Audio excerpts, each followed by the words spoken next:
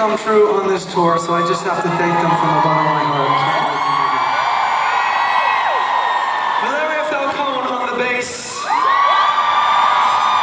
There really is none like her, folks. She is one of a kind. Johannes Grinchecker on drums. Absolute powerhouse. This man is a beast. I saw him perform with Daniel Seavey, and as soon as the show started, I said, I want him. And here he is. So, thank you, sir. And the lovely, lovely Leo Bomini on guitar. Every single show this tour, Leo has surprised me with some crazy talent he whips out. He's a man of many talents and many surprises. And I love you all from the bottom of my heart, so thank you very much. Oh man, really it's good to be here in a big room together.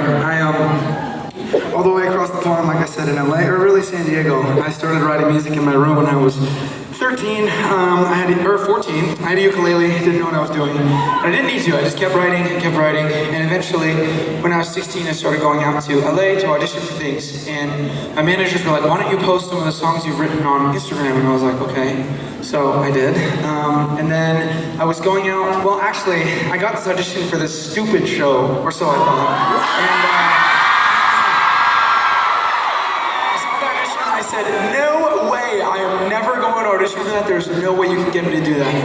And my manager, to her credit, she had never, until this point, said, I'm putting my foot down, you're going to that audition. And on the day, I had done 2 other auditions, and I was like, screw this, I'm going home, I'm tired, I don't want to do this. I started driving home, she calls me and she says, Joshua, turn your car around right now, you're going into that room. And I said, fine, just for you.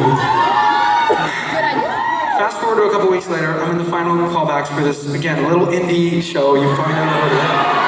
And the showrunner's like, hey, we noticed you post some music on your Instagram.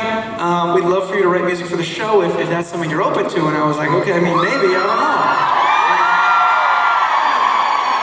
And then 2 weeks later, I got the phone call from Disney. They wanted me for High School Musical, the musical.